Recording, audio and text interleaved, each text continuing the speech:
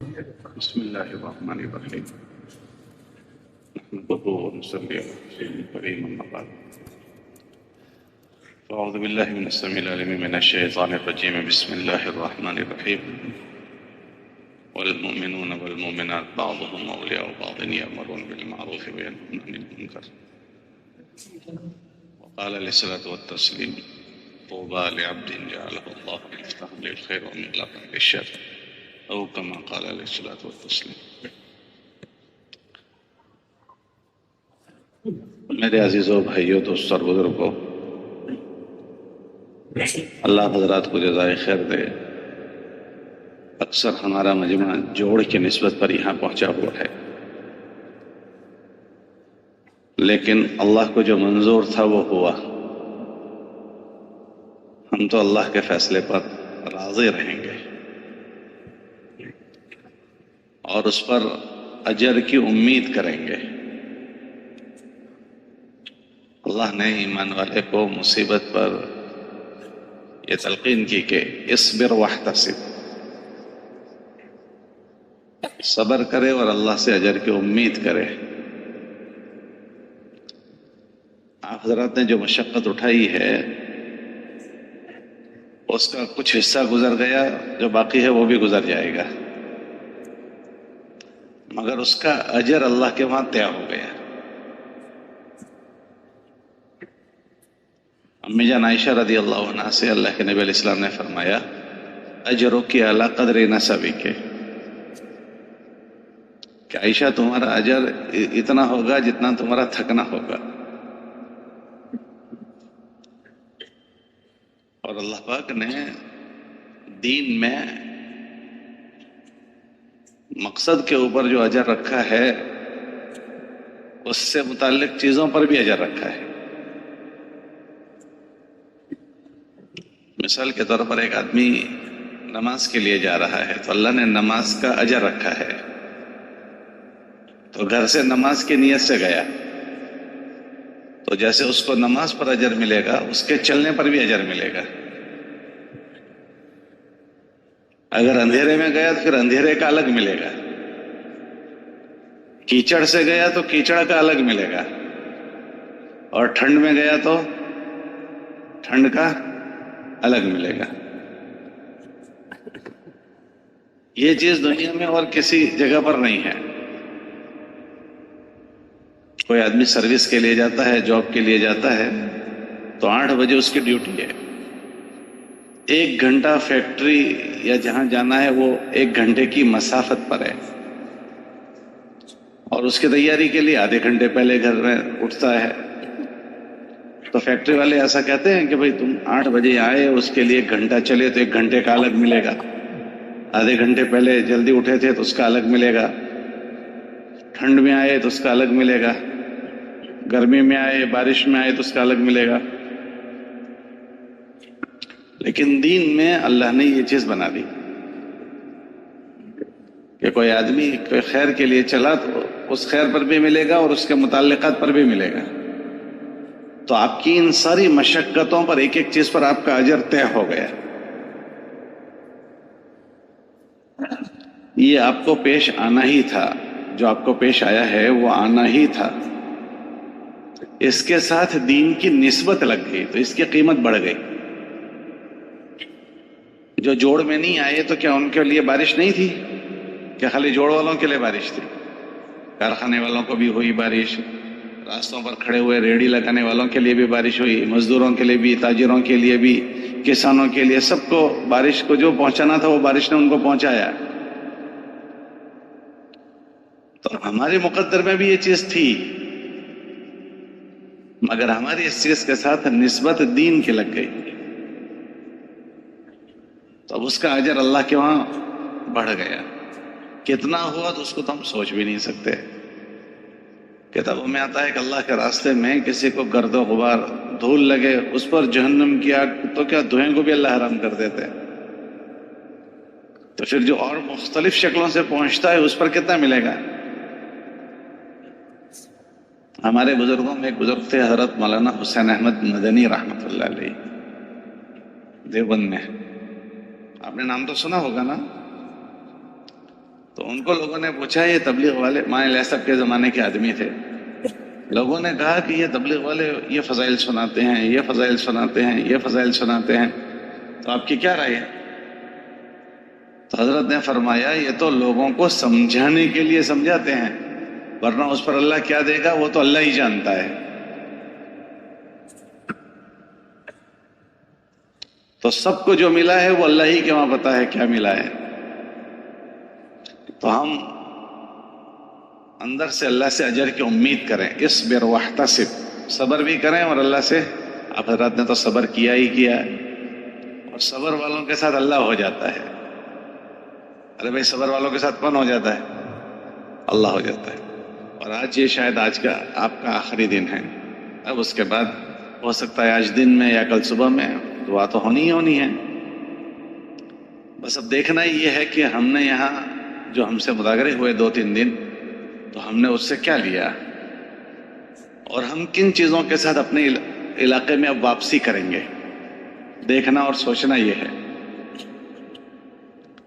کیونکہ ہمیں کوئی رسمی طور پر یہاں نہیں بلایا جاتا کہ فنکشن دنیا میں لوگوں کے ہوتے ہیں، کیا ہوتے ہیں؟ تو تبلیغ والوں کا بھی فنکشن ایسا ہے، لوگوں کے پروگرام ہوتے ہیں، تو تبلیغ والوں کا بھی پروگرام۔ تو یہ ہماری کوئی رسمی جمع ہونے کی چیز نہیں ہے، بلکہ ایک بہت بڑے مقصد اور ضرورت کے لیے ہم سب جمع ہوتے ہیں۔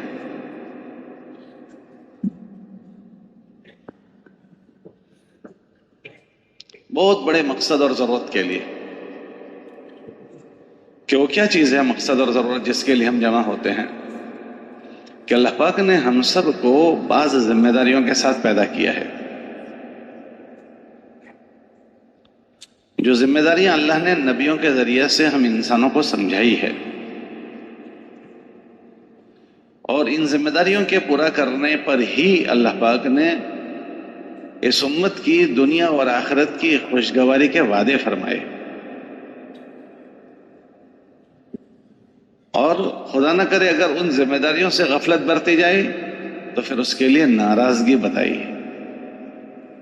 تو الحمدللہ یہ آنے جانے سے اللہ پاک نے کسی نہ کسی درجے میں ان ذمہ داریوں پر ہم سب کو ڈال دیا، اس کا احساس دے دیا، اس کا شعور دے دیا، اور یہ پورا کا پورا مجمع کسی نہ کسی درجے میں ان ذمہ داریوں کو پورا کرنے پر پڑا ہوا ہے، یہ پورا مجمع ہمارا۔ لیکن چونکہ یہ دنیا غفلت کی جگہ ہے، کون سی جگہ ہے؟ غفلت کی جگہ ہے۔ کیسا بھی مضبوط سے مضبوط آدمی ہو، دنیا اس پر اثر کرتی ہی ہے، غفلت آئی جاتی ہے، سستی آ جاتی ہے، غفلت آ جاتی ہے، کیونکہ یہ دنیا ہے ہی غفلت کی جگہ۔ اس دنیا میں 50 چیزیں ایسی ہیں جو آدمی کو اپنی طرف کھینچ لیتی ہے۔ اللہ خود فرماتے ہیں کہ ہم نے اس دنیا کی چیزوں کو لوگوں کے لیے مزین کر دیا۔ ان میں سب سے پہلی چیز ہر آدمی کے جی میں شہوتیں ہیں، چیزوں کی شہوت، اچھی زندگی کی تمنائیں، گھر میں رہنے کی تمنا، گھر والوں کے ساتھ رہنے کی تمنا، اور یہ اور یہ اور یہ۔ زین للناس حب الشہوات من النساء، گھر والیاں ہیں، وہ ایک مستقل آزمائش کی چیز ہے۔ والبنین، اولاد مستقل ایک آزمائش کی چیز ہے۔ مال مستقل ایک آزمائش کی چیز ہے۔ انما اموالکم واولادکم فتنۃ، کہ فتنے کا مطلب یہ نہیں کہ فتنہ جو آج کل ہمارے عرف میں فتنہ ہوتا ہے وہ فتنہ نہیں، آزمائش کی چیزیں ہیں، پرکھ کی چیزیں ہیں، کہ ایک طرف ان کے تقاضے ہوں گے اور دوسری طرف ہم سے متعلق ذمہ داریوں کے تقاضے ہوں گے۔ اب ان دونوں کے بیچ میں دیکھا جائے گا کہ کون کیسا جی رہا ہے۔ دنیا میں ہزاروں لوگ ایسے ملیں گے ان شہوتوں کے پورا کرنے میں اللہ کے تقاضوں کو قربان کر دیں گے، ذبح کر ڈالیں گے۔ بیوی کے لیے اللہ کا حکم گیا، بچوں کے لیے اللہ کا حکم گیا، کاروبار کے لیے اللہ کا حکم گیا، اور مشغولیتوں میں اللہ کے حکم ضائع ہو جائیں گے۔ اس کو فتنہ کہا گیا کہ اس میں پرکھا جائے گا۔ حضرات صحابہ رضی اللہ عنہم اجمعین کے متعلق فرمایا کہ یہ کون لوگ ہیں؟ کہ ان کو ان سب چیزوں کی مشغولی نے غفلت میں نہیں ڈالا. رجال لا تلہیہم تجارت ولا بیع عن ذکر اللہ، کہ وہ پاکیزہ نفوس ہے کہ ان کو ان چیزوں کی مشغولیتوں نے غفلت میں نہیں ڈالا. یہ حضرات صحابہ کے متعلق فرمایا گیا، میرے اور آپ کے لیے نہیں کہا گیا. تو یہ چیزوں میں ہم لوگ مشغول ہیں، اور ہونا بھی ہے، اس کو کوئی چھوڑے گا نہیں. اس دنیا میں کوئی ان چیزوں کو چھوڑ کر زندگی نہ گزارے، ملنگ نہ بنے، سنیاسی نہ بنے کہ سب چیزیں چھوڑ دی اور چلا گیا. ان سب چیزوں میں مشغول ہونا ہے. اگر ان چیزوں میں ایسے مشغول ہوا گیا جیسے مشغول ہونا ہے تو یہ چیزیں ہماری دنیا نہیں ہے، یہ بھی ہمارا دین ہے. کاروبار میں مشغول ہونا بہت بڑا دین ہے، تجارت کرنا بہت بڑا دین. کتنا بڑا دین؟ کتابوں میں ایسا لکھا ہے کہ اگر امانت دار اور سچا تاجر ہے تو وہ مرے اتنی دیر ہے بس، پھر کیا ہوگا کہ اس کا حشر نبیوں کے ساتھ ہو جائے گا. التاجر الصدوق الامین، امانت دار اور سچا تاجر، تو اس کا حشر صدیقین اور نبیوں کے ساتھ ہو جائے. اگر تجارت کرنا برا ہوتا تو اس کا حشر نبیوں اور صدیقین کے ساتھ ہو جاتا. بادشاہت کرنا برا نہیں ہے. کیا کرنا بولو بھائی؟ اگر اللہ کسی کو بادشاہت پر پہنچا دے تو بادشاہ بننا بھی برا نہیں ہے. حضرت ابوبکر صدیق رضی اللہ تعالیٰ عنہ حضور علیہ السلام کی وفات کے بعد کیا بنے تھے؟ بادشاہ بنے تھے، امیر المومنین. پھر ان کی وفات کے بعد حضرت عمر کیا بنے؟ ارے بولو بھائی کیا بنے؟ اتنا تو زور سے بولو کہ نیند نہ آئے. بادشاہ نہیں بنے. اگر بادشاہ بننا برا ہوتا تو یہ لوگ بادشاہ بنتے؟ کتابوں میں آتا ہے کہ بادشاہ بننا برا نہیں ہے، غلط بادشاہ بننا برا ہے. اگر بادشاہ اچھا بنا تو اس کی جگہ تو اللہ پاک نے ان 8 لوگوں کے ساتھ بنائی ہے جن کو کل قیامت کے دن اللہ اپنے عرش کے نیچے جگہ دیں گے. جن 8 لوگوں کو اللہ عرش کے نیچے جگہ دیں گے ان میں اچھا انصاف کرنے والا بادشاہ. تو یہ چیزوں میں مشغول ہونا برا نہیں ہے. تو پھر کیا چیز ہے کہ اس میں مشغول ہو کر اپنے مقصد زندگی بھول جانا، یہ برا ہے. ان میں مشغول ہو گیا آدمی، اور مشغول ہو کر کیا بھول گیا؟ ایک ہے ضرورت زندگی، ایک ہے مقصد زندگی. یہ سب ضروریات زندگی ہے، اس میں لگنا پڑے گا. ضرورت جو بنی ہے ضرر سے بنی ہے. ضرر کس کو کہتے ہیں؟ نقصان. کہ اس میں اتنے مشغول ہو جاؤ کہ تمہیں نقصان نہ پہنچے. ہم استنجے میں جاتے ہیں تو کیا کہتے ہیں؟ ضرورت سے فارغ ہو کر آتا ہوں. کہ وہ اگر جو فضلہ اندر تیار ہوا ہے اگر وہ باہر نہیں جائے گا تو تکلیف ہوگی، تو کیا کرو کہ فارغ ہو کر آ جاؤ. بھوک لگی ہے نہیں کھائیں گے تو تکلیف ہوگی کہ کھانا کھا کر آ جاؤ. تو ضرورت میں آدمی کتنا مشغول ہوتا ہے کہ جتنی مشغولی سے ضرر دور ہو جائے. کیا دور ہو جائے؟ ضرر دور ہو جائے. اس لیے ہم کھانا کھائیں گے تاکہ ہم عبادت کر سکیں. کاروبار میں مشغول ہوں گے تاکہ ہم گھر والوں کی کفالت کر سکیں، کیونکہ ان کی کفالت ہمارے ذمہ واجب ہے. ان کا خرچہ بہترین خرچ وہ ہے جو گھر والوں پر کیا جائے، ان کی ضرورت میں خرچ کیا جائے. تو اس میں مشغول ہونا پڑتا ہے. تو ہم سب اس میں مشغول ہیں. تو اس کی جائز مشغولیتیں بھی سستی پیدا کر دیتی ہے. کیا پیدا کرتی ہے؟ غفلت پیدا کرتی ہے، سستی پیدا کرتی ہے. اور اس غفلت اور سستی کی وجہ سے پھر زندگیاں مقصد زندگی سے غیر محسوس طریقے پر پیچھے چلی جاتی ہے. یہ ہمارے جو جوڑ ہوتے ہیں وہ جوڑ اسی لیے ہوتے ہیں، یاد دلانے کے لیے، کوئی واعظ نصیحت کے لیے نہیں کہ آپ حضرات کو کوئی واعظ نصیحت کرے. آپ حضرات تو خود واعظ نصیحت کرنے والے لوگ ہو، اپنے اپنے مسجد علاقوں میں کام کرتے ہو، اپنے مجموعوں کو متوجہ کرتے ہو. تو یہ مجمع ہمارا خود واعظ نصیحت کرنے والا مجمع ہے. تو آپ حضرت کو کوئی واعظ نصیحت کے لیے ان جوڑوں میں نہیں بلایا جاتا، بلکہ جس عالی چیز میں اللہ نے ہم کو مشغول کیا ہے اس میں جو کمزوری آ جاتی ہے، جو ضعف آ جاتا ہے، جو سستی ہو جاتی ہے، اس کہنے سننے کے ذریعے سے 2-4 دن اس ماحول میں ٹھہرایا جاتا ہے، حضرات کے مذاکرے ہوتے ہیں، کچھ کارگزاریاں ہو جاتی ہے اور آگے کے عزائم ہو جاتے ہیں، تو پھر اس کے ذریعے سے پھر تازگی آ جاتی ہے. کیا آ جاتی ہے بولو بھائی؟ اور دوبارہ ہم یہاں سے تازہ دم ہو کر پھر جاتے ہیں. تازہ دم. ابھی تو ہمارے بڑے رہے نہیں، چند بڑے ہمارے باقی ہیں، ورنہ پہلے جوڑ ہوتے تھے ہمارے ہندوستان میں.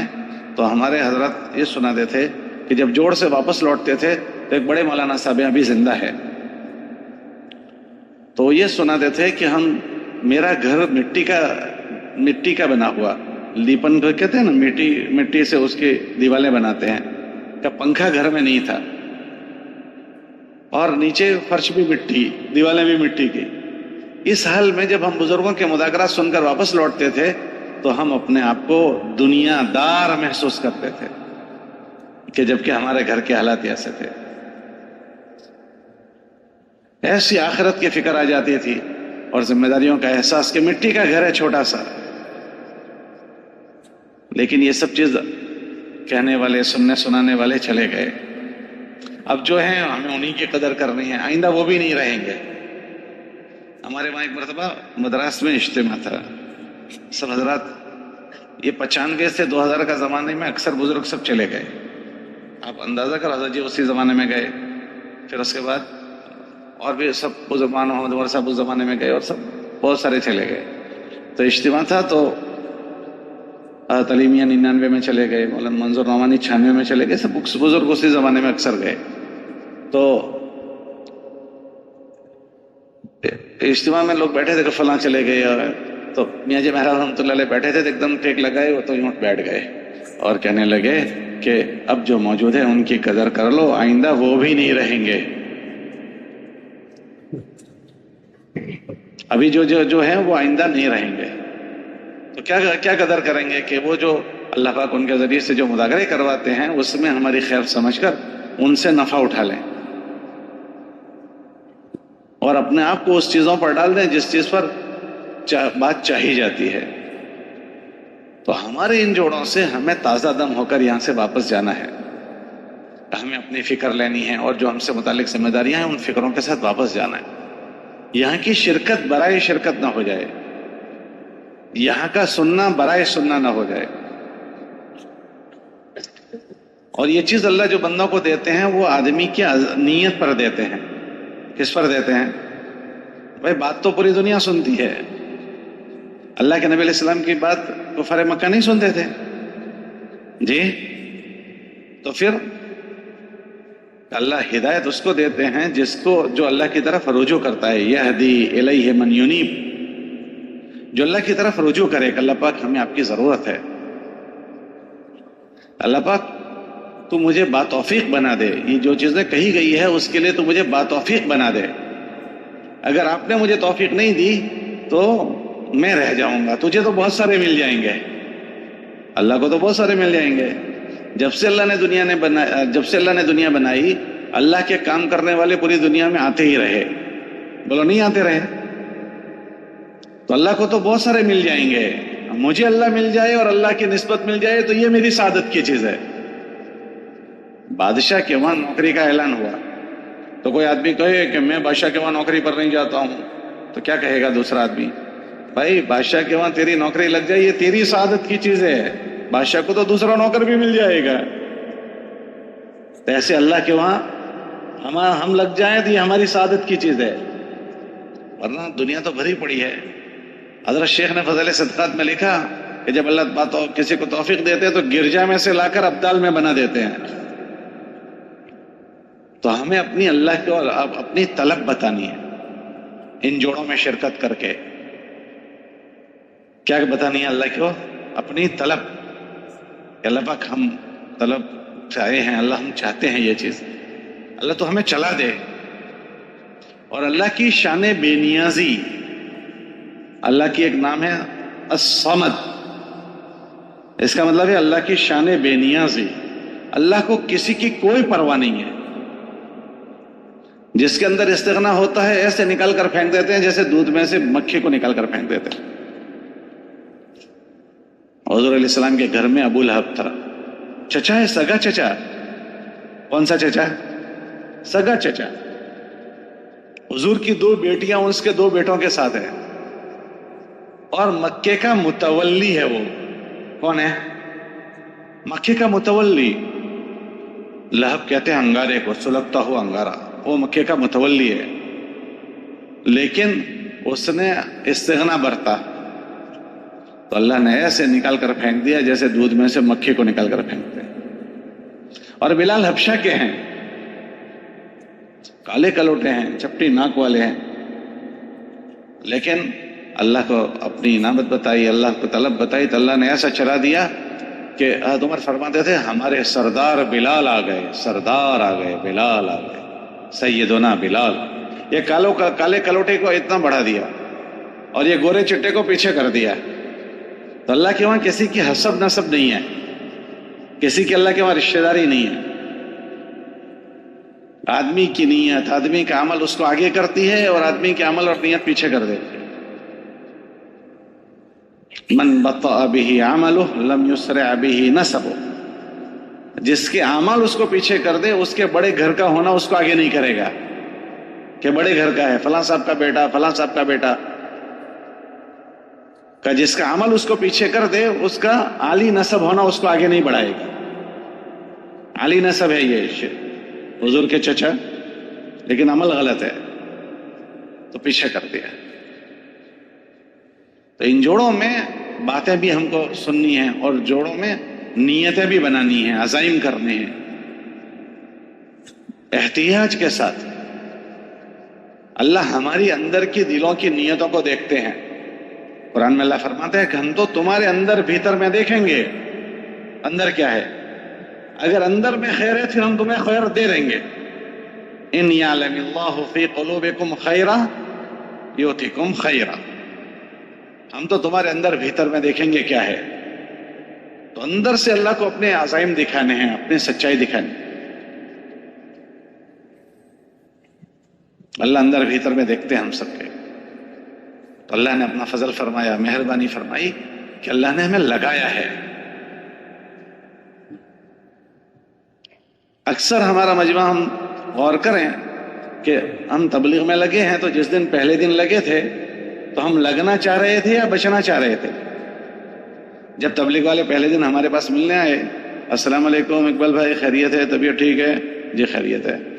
تو پوری بات کی، پھر اس کے بعد کہا کہ بھائی ہم آپ کو 4 مہینے کے لیے لینے آئے ہیں. تو ہم نے کیا کہا تھا؟ اچھا 4 مہینے کے لیے لینے آئے، یہیں ٹھہرے رہو، میں 4 مہینے کا بیگ لے کر آتا ہوں، آپ کے ساتھ جاتا ہوں، ایسا کہا تھا؟ یا عذر کر کے بچنا چاہ رہے تھے؟ ارے بھائی ذرا زور سے بولو. ہم تو بچنا چاہ رہے تھے مگر ہمارے اللہ نے ہم سب کو لگا دیا. ہم تو بچنا چاہ رہے تھے مگر اللہ نے، اور دوسری بڑی بات، لگا دیا اور اب تک لگائے رکھا ہے. نہیں لگائے رکھا. آپ اپنے علاقوں میں غور کریں کہ ہمارے اور آپ کے ساتھ بہت سارے لوگ تبلیغ میں لگے تھے، خالی ہم لگے ہوئے ہیں. آپ لوگ ناراض ہیں. ارے بھائی آپ لوگ ناراض ہیں تو آپ جواب کیوں نہیں دیتے ہیں؟ آپ کے علاقے میں آپ اکیلے تبلیغ میں لگے یا آپ کے ساتھ اور بھی بہت سارے لگے تھے؟ اچھا جو لگے ہوئے تھے کیا وہ سارے لگے ہوئے ہیں؟ ارے بولو بھائی سارے لگے ہوئے ہیں؟ بہت سارے ایسے ملیں گے جنہوں نے سال لگایا، 1.5 سال لگایا، 7 مہینے لگائے، 4 مہینے لگائے، لیکن ابھی نہیں چل رہے ہیں. بولو ایسے لوگ نہیں ہیں علاقے میں؟ اور اللہ نے ہم کو ہماری ہزار کمزوریوں کے باوجود، ہم میں سے ہر آدمی اپنی کمزوریوں کو جانتا ہے کہ ہم کتنے کمزور ہیں. ہماری غلطیاں، ہماری ساری باتیں ہمیں خوب پتہ ہے ہم کیسے ہیں، لیکن اس کے باوجود بھی ہمارے اللہ نے ہم کو نبھایا اور ہمارے اللہ نے ہم کو لگائے رکھا. ورنہ میرے اندر تو اتنی غلطیاں اور کوتاہیاں ہیں کہ وہ جو آدمی دور ہوئے ہیں ان سے پہلے میں دور ہو جانے چاہیے تھا، مگر میرے اللہ نے 70 کا معاملہ فرمایا. کون سا معاملہ فرمایا؟ اور ہمیں کیا رکھا؟ ارے بولو بھائی کیا رکھا؟ لگائے رکھا. تو آپ کا کیا خیال کہ ہم خود لگے ہوئے ہیں؟ کس نے لگایا؟ اللہ قرآن میں فرماتے ہیں توفیق اللہ دیتے ہیں.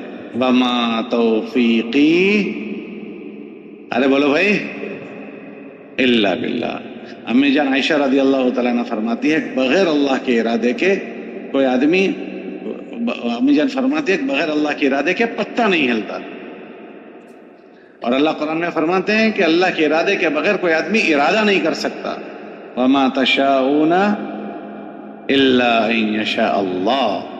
کئی لوگوں تم بغیر اللہ کے ارادے کے ارادہ نہیں کر سکتے، تو بغیر اللہ کے ارادے کے ہم جم سکتے ہیں؟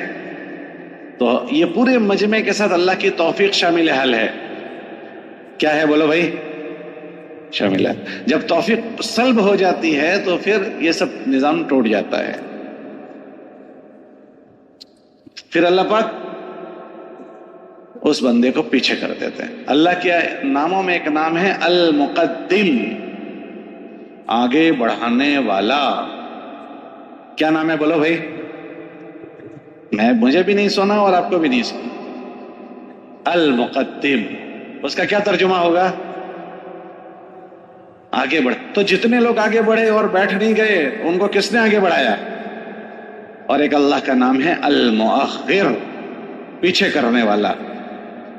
تو جتنے پیچھے ہوئے ہیں آپ کا یہ خیال ہے کہ وہ پیچھے ہو گئے؟ اللہ کا ایک نام ہے المؤخر، پیچھے کرنے والا. تو جو پیچھے ہوئے ہیں وہ پیچھے نہیں ہوئے ہیں، ان کو کس نے پیچھے کیا؟ ہم اللہ سے پناہ مانگے. لیکن دیکھنے کی بات یہ ہے کہ آدمی آگے کیسے بڑھتا ہے، اور دیکھنے کی بات ہے کہ اللہ پیچھے کیسے کرتے ہیں. تو یوں کہتے ہیں کہ جب آدمی نعمت کی قدر کرتا ہے تو اللہ پاک اس کو آگے بڑھا دیتے ہیں، اور جب نعمت کی ناقدری ہوتی ہے تو اللہ پاک اس کو نعمت سلب کر لیتے ہیں. تو اللہ نے ہم سب پر یہ مہربانی کی کہ اللہ نے ہمیں لگایا اور لگائے رکھا. تو اب ہمیں کیا کرنا چاہیے؟ اس نعمت کی قدر کرنی چاہیے تاکہ ہم اس میں لگے رہیں اور موت تک چلتے رہیں. ہم موت تک اللہ سے ڈرتے رہیں. موت تک شیطان کسی حل میں ہم کو دھوکہ نہ دے دے. میں 25 سال سے ہوں، 50 سال سے ہوں. مسنون دعاؤں میں ایک دعا ہے، اللہم اجعلنی عندک ولیجا واجعلنی عندک زلفا وحسن مآب. یہ مسنون دعاؤں میں ایک دعا ہے. اس کا ترجمہ کیا ہوتا ہے؟ کہ اللہ تو مجھے اپنے گھر کا آدمی بنا دے. کیسا بنا دے؟ نہایت مقرب لوگوں میں بنا دے، تیرے وہاں آسرا لینے والا بنا دے. ولیجا، یہ دعا ہے. اور پھر میرا خاتمہ اچھا کر دے. تو ہمارے مولانا وہ دعا کر رہے تھے، تو میں نے مولانا سے پوچھا مولانا اس دعا میں یہ ہے کہ اللہ تو مجھے اپنے گھر کا آدمی بنا دے، نہایت مقرب، تیرے وہاں آسرا پناہ لینے والا، تیرے گھر کا بھیدی بنا دے. تو جو گھر کا بھیدی ہو اور گھر کا آسرا لینے والا ہو. پھر تیسرا جملہ اس دعا میں یہ آیا کہ اللہ تو میرا خاتمہ اچھا کر دے. تو یہ کیوں آیا؟ کیونکہ جو اللہ کا مقرب ہوگا اس کا خاتمہ کیسا ہوگا؟ ارے بولو بھائی، اچھا ہوگا. تو پھر اس دعا میں اللہ کے نبی فرماتے ہیں کہ نہ تم یہ بھی مانگو کہ اللہ ہمارا خاتمہ اچھا کر دے. تو ایسا کیوں کہا؟ تو یہ تو خود ہی ہو جائے گا. تو مولانا فرمانے لگے کہ نہ، اللہ کی صفت سمدیت، اللہ کی شان استغنا، اللہ کو کسی کی کوئی پرواہ نہیں ہے. قریب کر بھی آدمی کسی وجہ سے دور ہو جاتا ہے، اس سے ڈرتے رہنا چاہیے. پھر مولانا نے فوراً مجھے کہا کہ شیطان اللہ سے قریب نہیں تھا. ارے بولو بھائی، شیطان اللہ سے قریب نہیں تھا؟ پھر کیا ہوا؟ دور ہو گیا. پھر دوسری مثال دی حضرت نے کہ بلعم باورا، یہ مولوی صاحب لوگ جانتے ہوں گے، آپ کو نہیں سمجھ آئے گی. موسیٰ علیہ السلام کے زمانے میں ایک آدمی تھا، اس کا نام تھا بلعم باورا. وہ مستجاب الدعا تھا. کیسا آدمی تھا بولو؟ مستجاب الدعا تھا. لوگ اس کے پاس جا کر دعائیں کرواتے تھے. تو موسیٰ علیہ السلام جب نبی بن کر آئے تو بعض لوگ اس کے دشمن ہو گئے موسیٰ علیہ السلام کے. جب دشمن ہو گئے تو انہوں نے یہ سوچا کہ یہ موسیٰ بیچ میں سے ہٹ جانا چاہیے، تو اس کے لیے کیا کریں؟ تو وہ جو مستجاب الدعا آدمی ہے اس کے پاس جائیں گے اور اس سے ان کے لیے بد دعا کروائیں گے۔ کس کے لیے بد دعا کروائیں گے؟ نبی ہے ان کے لیے۔ تو وہ گئے تو بلم باورا سے کہا کہ موسیٰ سے ہم تنگ آ گئے ہیں، تو اس کے خلاف بد دعا کر دے تاکہ بیچ میں سے ہٹ جائے۔ تو موسیٰ علیہ السلام کہنے لگے میں نبی کے لیے بد دعا کروں گا؟ بھگا دیا ان سے۔ پھر وہ لوگوں نے دیکھا کہ تھوڑا لالچی آدمی ہے۔ کیسا ہے بولو؟ لالچی۔ تو اس کے پاس پیسے لے کر گئے ہدیے میں کہ یہ لے لو اور آپ ایسا کر دو، تو اس نے پھر بھگا دیا۔ لیکن وہ جانتے تھے کہ یہ آدمی کیسا ہے؟ ارے بولو بھائی، تھوڑا لالچی ہے، تو بہت زیادہ پیسے لے کر گئے۔ تو پیسوں نے اس کو لبھا دیا۔ کیا کیا بولو؟ پیسوں نے اس کو لبھا دیا، اور پیسے لے کر اس نے اپنے ہاتھ اٹھائے بد دعا کے لیے۔ کس کے خلاف بد دعا؟ بس ابھی تو ہاتھ نہیں اٹھائے تھے کہ زبان منہ میں سے باہر لٹک گئی، کتے کی طرح لٹک گئی، ناف تک لٹک کر آ گئی۔ کہاں مستجاب الدعا تھا، اور ایک عمل نے اس کو یہاں پہنچا دیا، اور وہ جہنم میں جائے گا۔ علماء نے لکھا کہ جو اصحاب کہف جنت میں جائیں گے تو ان کے ساتھ ایک ان کا کیا تھا؟ ارے بولو بھائی کیا تھا؟ اللہ اس کتے کو یہ بزرگ کی شکل دے دیں گے۔ کتا بزرگ کی شکل میں جنت میں جائے گا، اور وہ بزرگ کتے کی شکل میں جہنم میں جائے گا۔ تو اللہ کی اس چیزوں سے ڈرنا چاہیے، کبھی بھی کسی کے ساتھ کچھ ہو سکتا ہے۔ اور چور ہمیشہ مالدار کے وہاں آتا ہے یا غریب کے وہاں آتا ہے؟ پیچھے والے جواب نہیں دے رہے، ناراض ہیں۔ ارے بھائی، چور ہمیشہ مالدار کے وہاں آتا ہے غریب کے وہاں آتا ہے؟ مالدار کے۔ یہ پورا مجمع جو ہے وہ دین کا مالدار مجمع ہے۔ کون سا مجمع ہے یہ؟ پورا مجمع دین کا مالدار مجمع ہے۔ کیسے مالدار ہے؟ کہ ان کے پاس دو چیزیں ہیں۔ کتنی چیزیں؟ ایک اپنے خود کی دینداری ہے۔ یہ سارا مجمع سوچے کہ ہم تبلیغ میں نہیں لکھے تھے تو ہمارا حال کیسا تھا؟ تبلیغ نے ہمارا حال بدل دیا۔ بولو نہیں بدلا؟ یہ سوچنا چاہیے ہمیشہ کہ ہم کیسے تھے۔ حضرت عمر اپنے آپ کو کہتے تھے عمر تو ذلیل تھا، اللہ نے تجھے عزت دی، تو ایسا تھا۔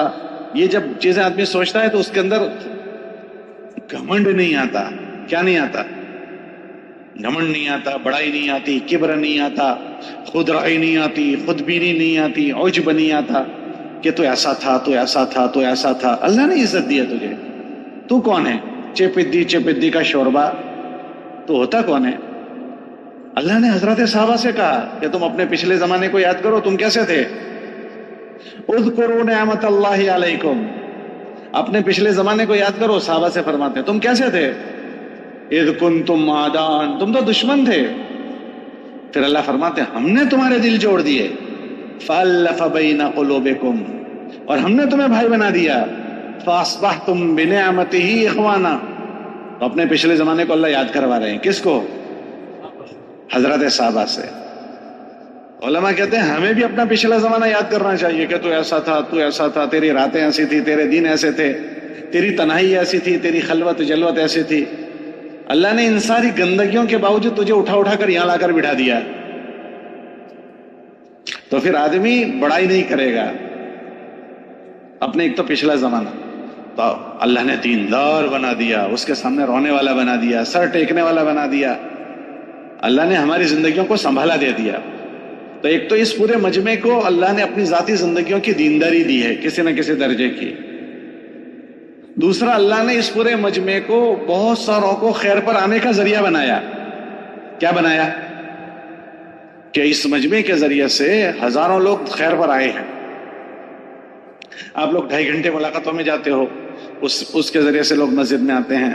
3 دن میں لوگوں کو لے کر جاتے ہو، وہ اپنے عزائم نیتیں بدلتے ہیں۔ چلے 4 مہینے میں جاتے ہیں، 4 مہینے 7واں میں جاتے ہیں۔ تو آپ حضرات اپنی ذات کے علاوہ اور بہت ساروں کے لیے بھی خیر کا ذریعہ بنے ہو۔ یہ تو بہت بڑی کمائی ہے۔ دوسروں کے لیے ذریعہ بننا یہ کیسی کمائی ہے؟ بہت بڑی کمائی ہے، اس کا تو کوئی جواب نہیں۔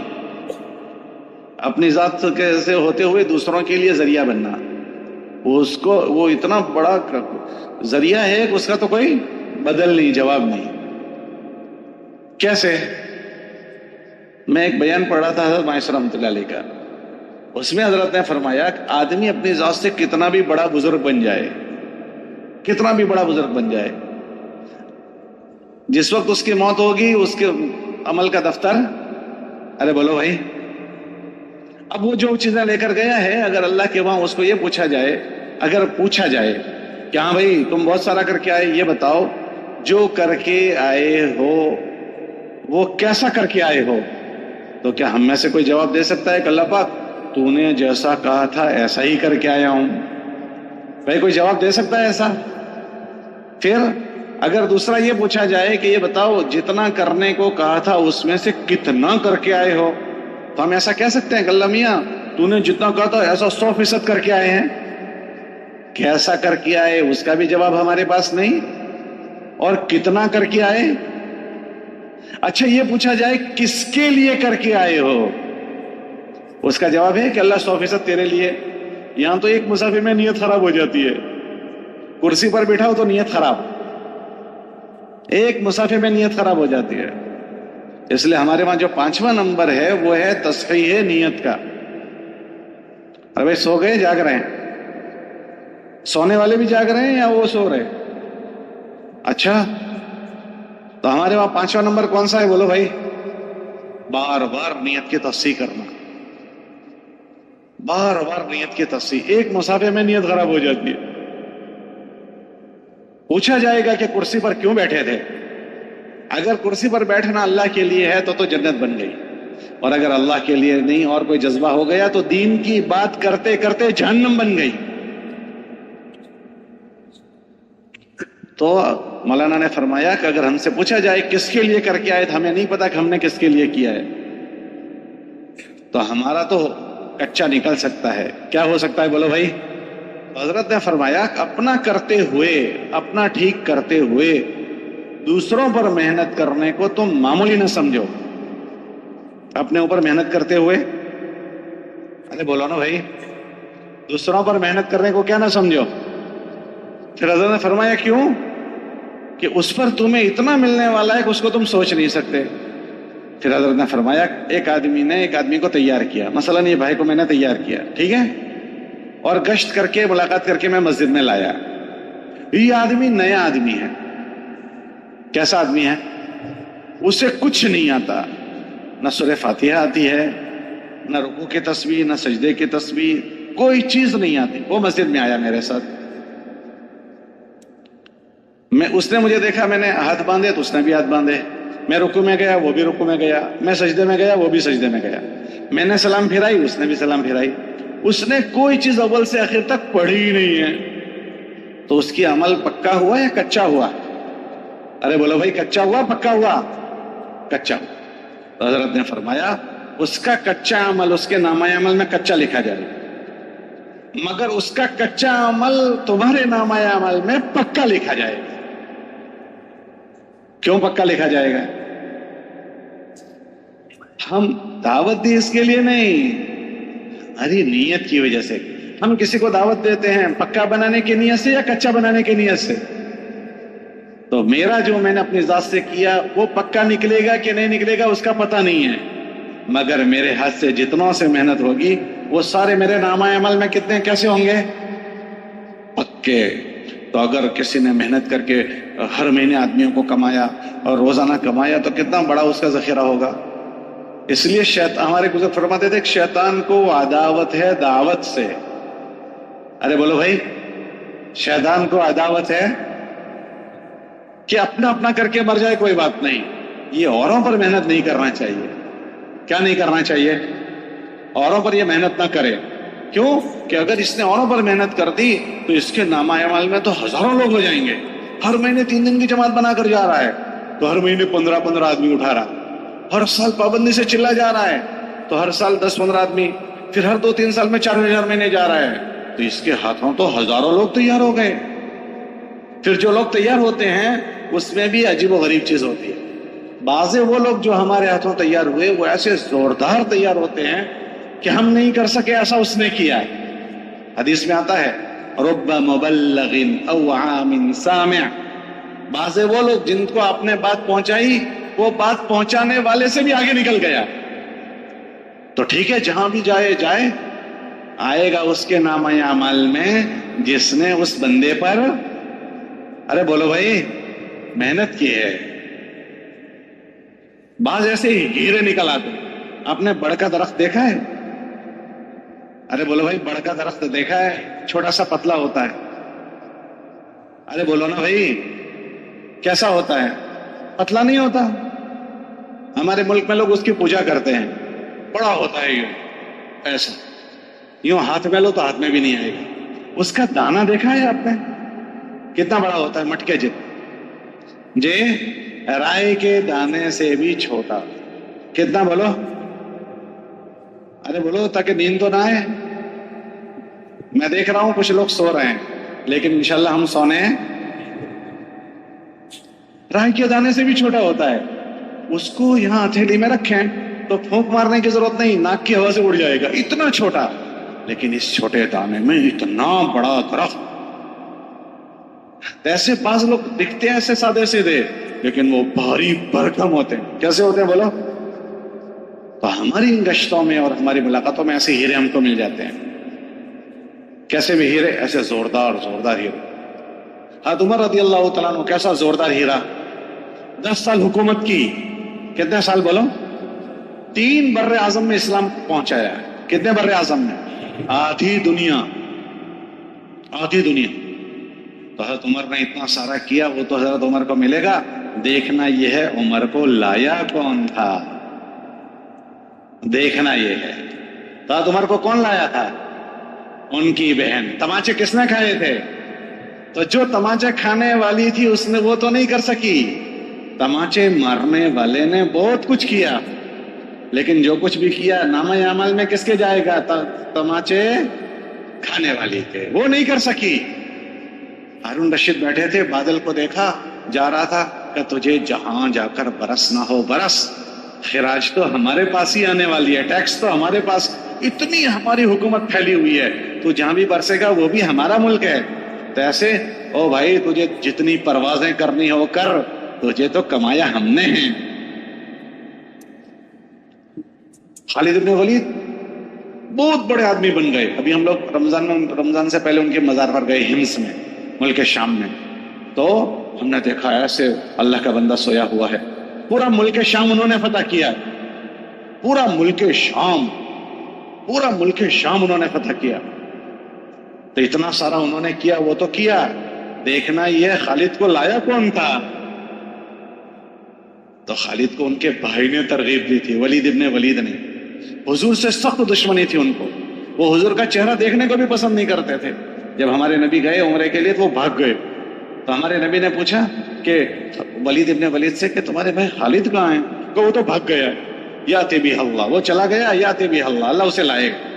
تو اللہ کے نبی علیہ السلام نے ان کی صلاحیت کی قدر کی. کیا صلاحیت کی قدر کی؟ خالد جیسا سمجھدار چلا گیا.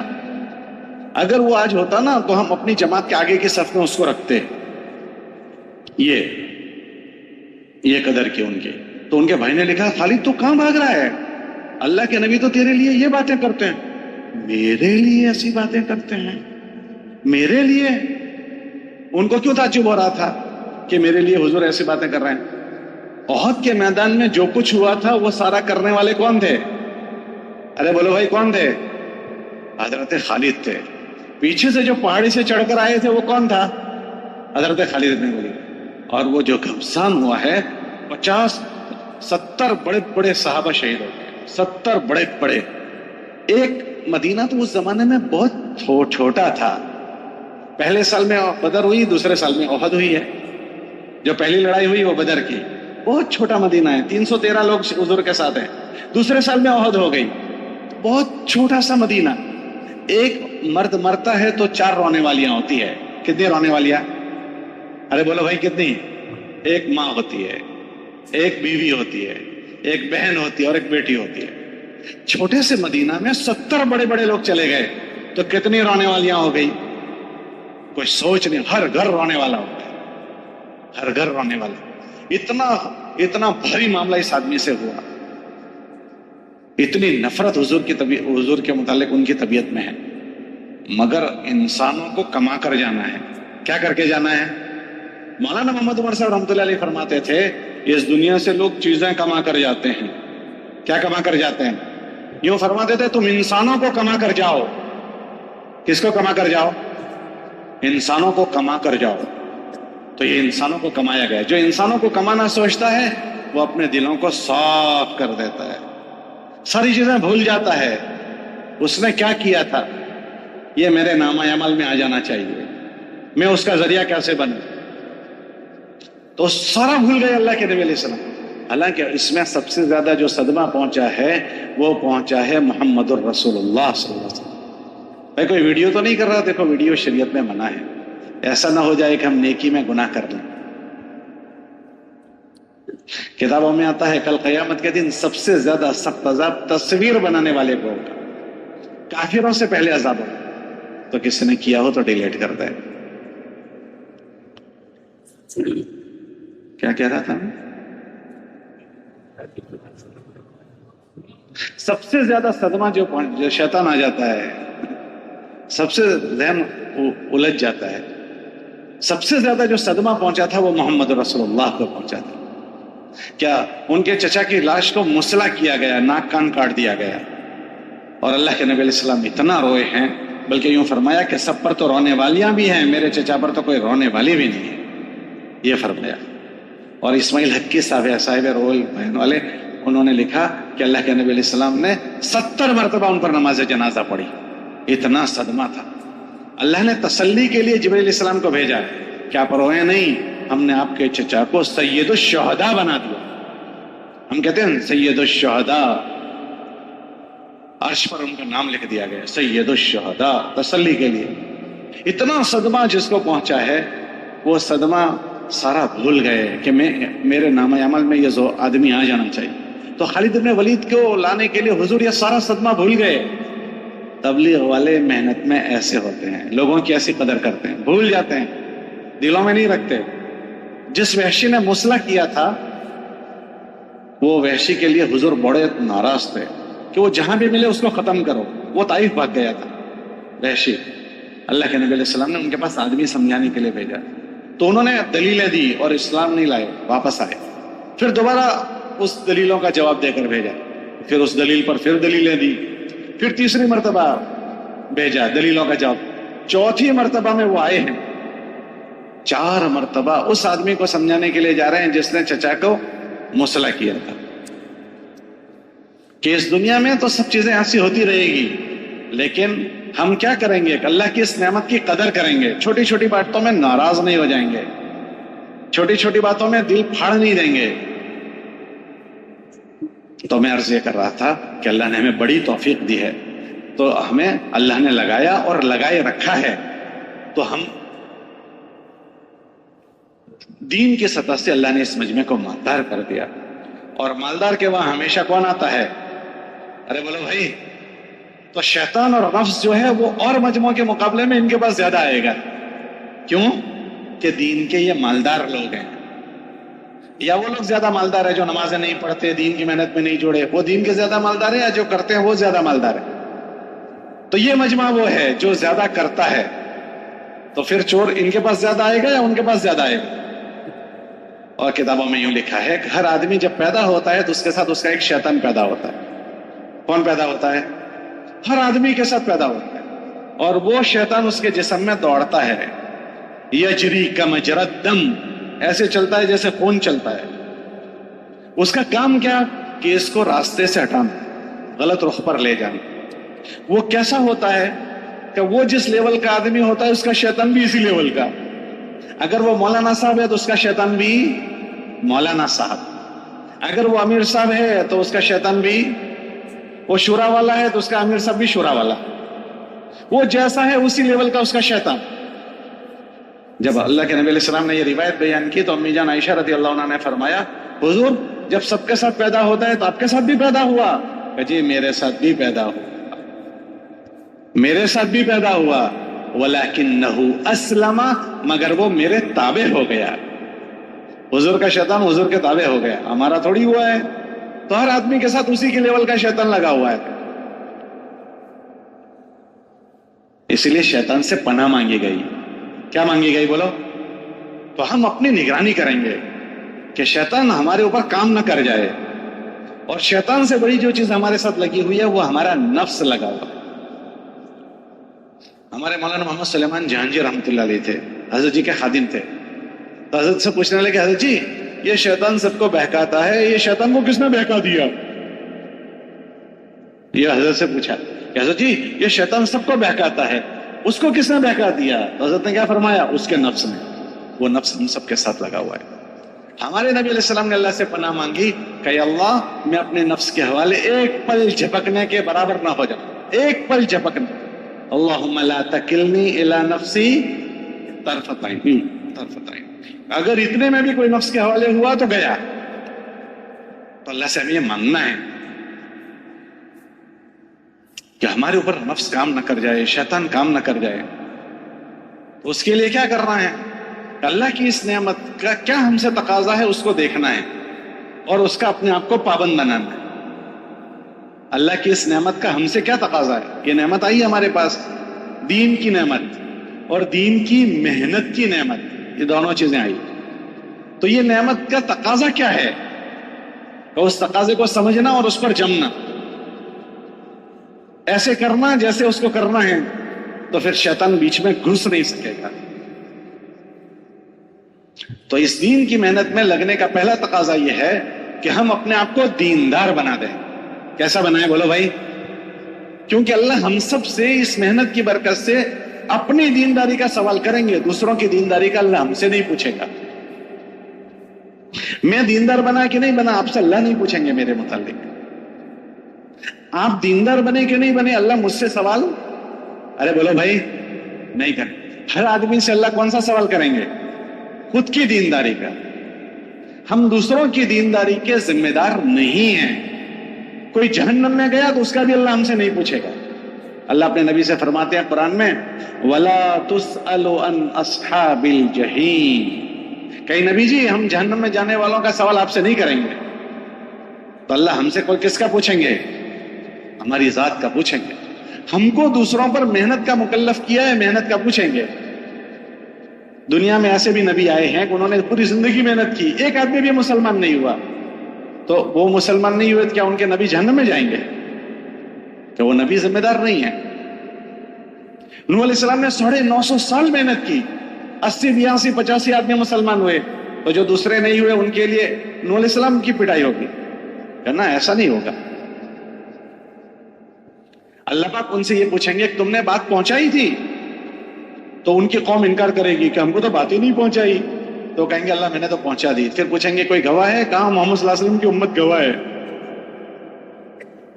سَتَكُونُوا شُهَدَاءَ عَلَى النَّاسِ وَيَكُونَ الرَّسُولُ شَهِيدًا عَلَيْكُمْ، ہم نبیوں کی گواہی ہم دیں گے. تو وہ قومیں کہے گی کہ یہ تو تھے بھی نہیں، یہ کیسے گواہی دیتے ہیں؟ تو اللہ ہم سے کہیں گے ہاں بتاؤ تم کیسے گواہی دیتے ہو؟ تو ہم کہیں گے کہ ہم کو یہ خبر محمد الرسول اللہ نے دی ہے، تو بھی سچا، محمد الرسول اللہ بھی سچے.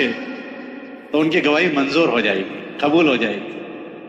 تو پہنچانے کی بات پوچھی جائے گی، کون دیندار بنا نہیں بنا وہ نہیں پوچھا جائے گا.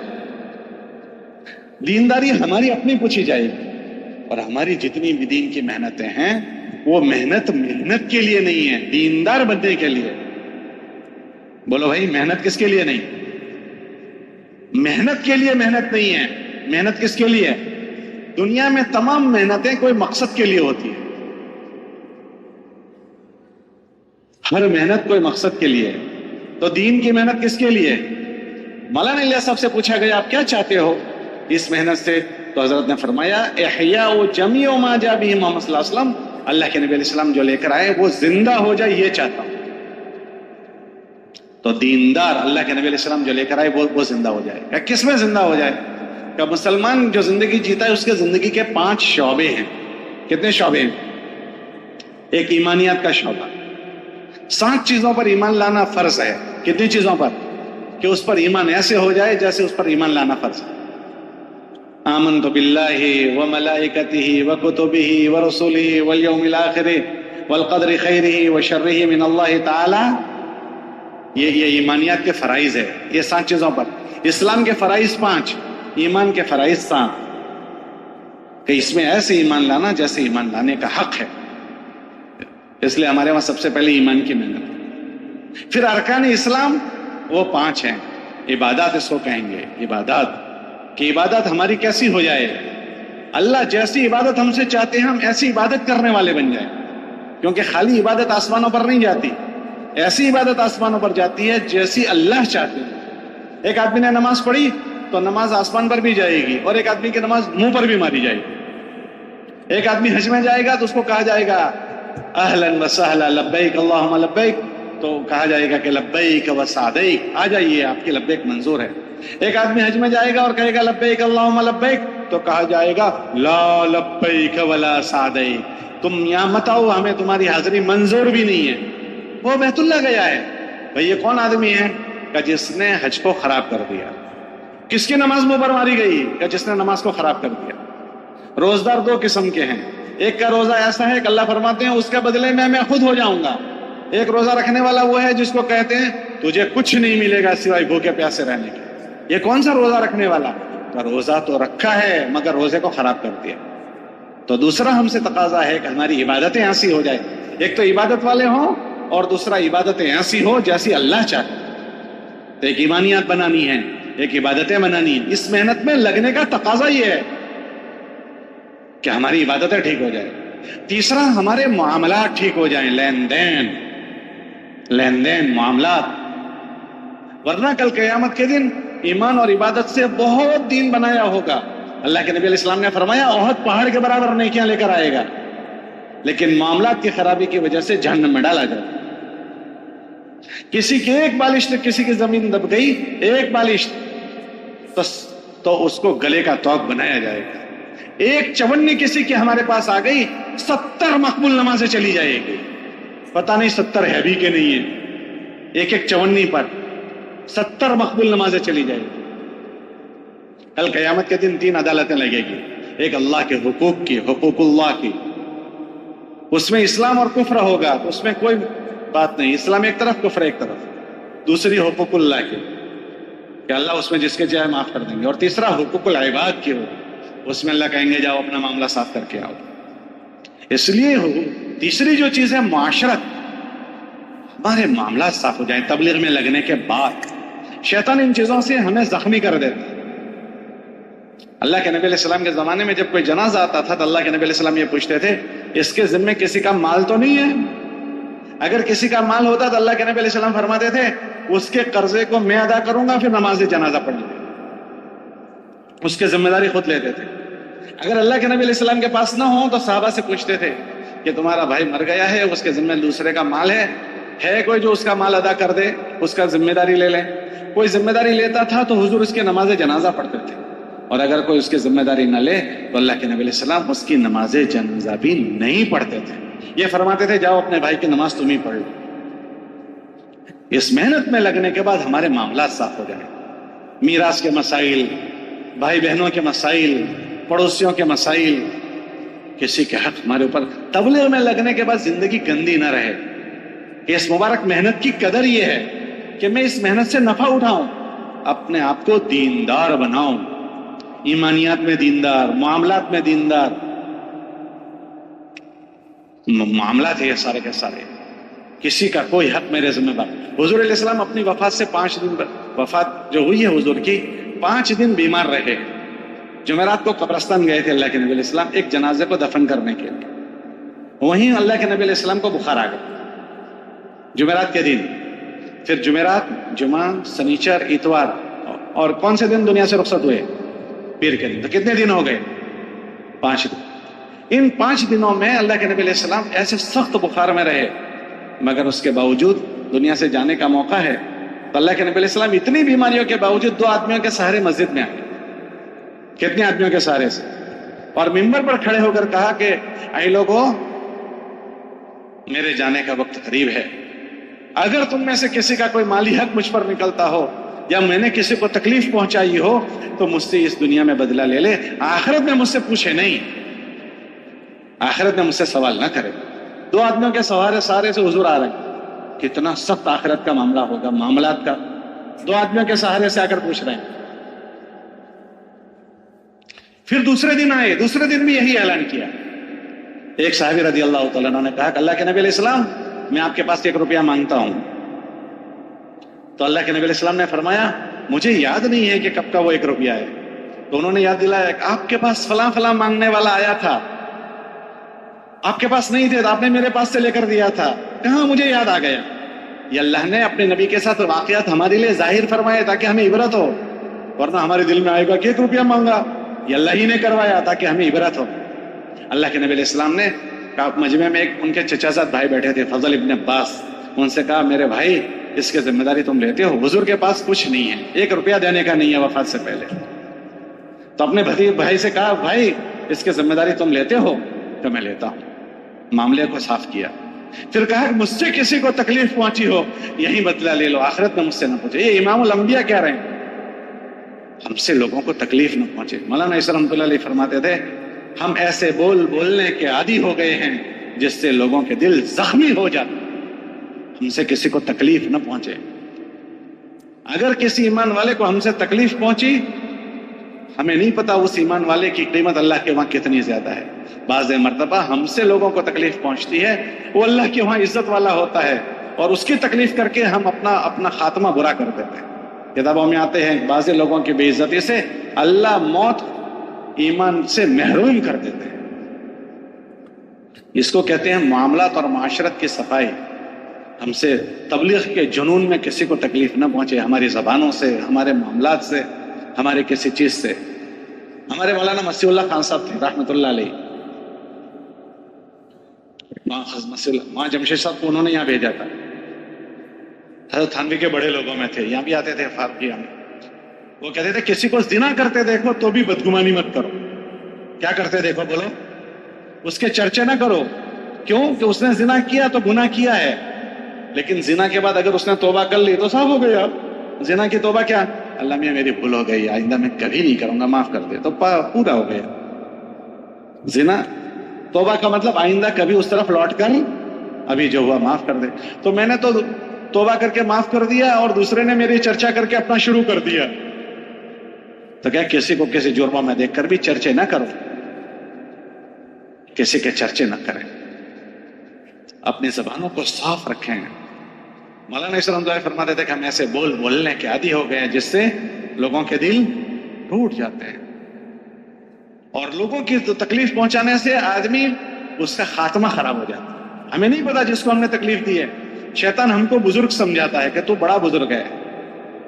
ہر ایک کو بزرگ، اللہ فرماتے ہیں کوئی اپنے آپ کو بزرگ نہ سمجھے. لا تزکوا انفسکم، کوئی اپنے آپ کو بڑا نہ سمجھے، اللہ کو خوب پتا ہے کون کیسا ہے. اللہ اعلم بمن اتقى، اللہ کو خوب پتا ہے کون کیسا ہے. کوئی اپنے آپ کو بزرگ نہ بتائے. اللہ کے وہاں ہو سکتا ہے میرا نوکر مجھ سے زیادہ قیمت والا، ہمارا غلام ہم سے زیادہ، آقا سے زیادہ اس کا نوکر قیمت والا. اللہ کے وہاں کس کی کیا قیمت ہمیں نہیں پتا. ایک مرتبہ بغداد میں قحط پڑا تو لوگ دعا کے لیے پوری مسجد بھر گئی، اللہ سے آوازاری کر رہے ہیں، ایک قطرہ بارش کا نہیں ہے. ایک بزرگ مسجد میں سوئے ہوئے تھے، رات مسافر تھے، مالک بن دینار سوئے ہوئے تھے. تو انہوں نے دیکھا پورا بغداد چیخ چیخ کر چلا رہا ہے، ایک قطرہ بارش کا نہیں. رات ہوئی، سب چلے گئے گھر، یہ مسجد میں مسافر تھے تو سو. تو ایک آدمی آیا پیروں کا کٹا ہوا، معذور پیروں سے گھسیٹتا ہوا حبشی غلام آیا. کون آیا؟ ارے بولو نا بھائی. حبشی غلام پیروں سے گھسیٹتا ہوا مسجد میں آیا. 2 رکعت وضو کی اس نے اور مسجد میں دیکھا ہی کوئی نہیں ہے تو مختصر 2 رکعت پڑھی. کتنی رکعت پڑھی بولو؟ 2 رکعت مختصر پڑھی. اور اللہ میاں سے کہ اللہ میاں تو نے ان بغداد والوں کو تنبیہ کرنے کے لیے بارش روک لی تھی، اللہ میاں ان کو تنبیہ ہو گئی، بارش برسا دے. اور اللہ میاں ابھی برسا دے. کیا کہا اس نے؟ اللہ میاں بارش برسا دے. اور کب برسا دے؟ بس پورا کیا اور دیکھا ہاتھ پھیرنے سے پہلے موسلا دھار بارش شروع ہو گئی. پورا بغداد لگا ہوا تھا، ایک قطرہ نہیں برسا.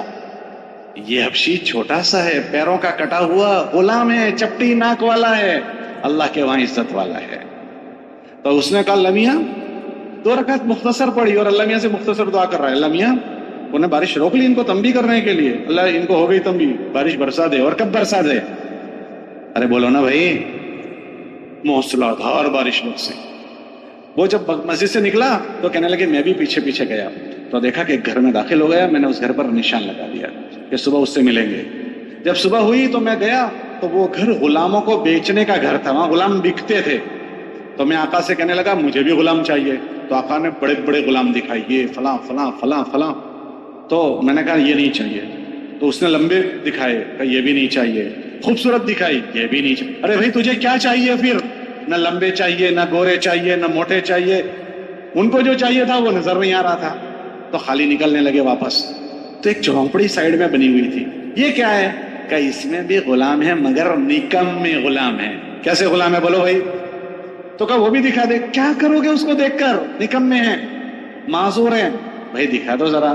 تو جیسی جھونپڑی کھولی اس میں سے وہی حبشی غلام گھسیٹتا ہوا نکلا جس کی تلاش تھی. یہ چاہیے مجھے, یہ چاہیے. تو وہ کہنے لگے اس کو لے کر کیا کرو گے؟ یہ گھٹنوں سے معذور ہے, کچھ کام کا نہیں ہے. کہا مجھے یہی چاہیے.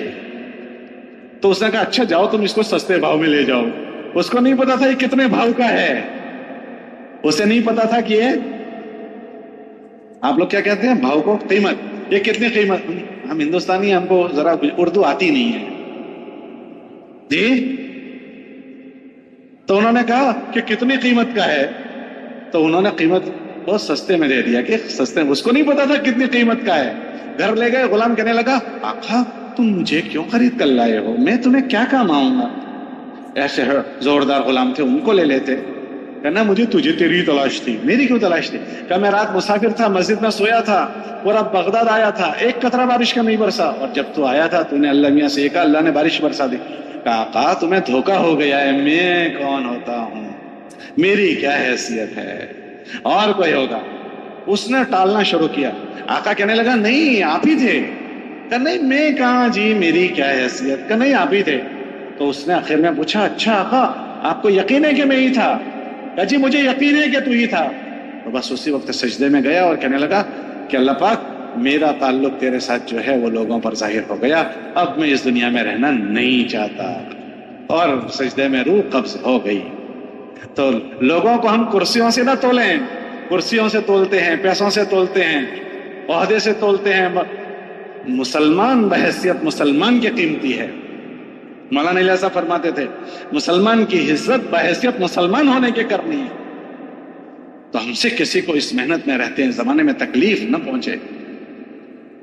کس کی قیمت اللہ کے وہاں کیسے. حضور حج میں تھے, حضور نے ایک حج کیا. عرفات سے مزدلفہ جانا تھا تو سارا قافلہ رکا ہوا تھا. اللہ کے نبی علیہ السلام حج میں گئے تو سب کو اعلان کیا, کئی لوگوں آؤ ہمارے ساتھ حج کرو. تو سارے لوگ حج میں ساتھ ہو گئے. تو یمن کے لوگ بھی حج میں حضور کے ساتھ آئے تھے. یمن کے لوگ جب حضور کے ساتھ حج میں آئے تھے, عرفات سے مزدلفہ جاتے جاتے جب حضور رکے تو یہ یمن کے لوگ تھے, ان میں ذرا جلدی آ گئی اور کہنے لگے کہ چلو اللہ کے نبی علیہ السلام دیری ہو رہی ہے, جلدی جانا ہے, آگے مزدلفہ جانا ہے. سب کو جلدی ہوتی ہے وہاں, دیکھا ہے سب کو جلدی ہوتی ہے.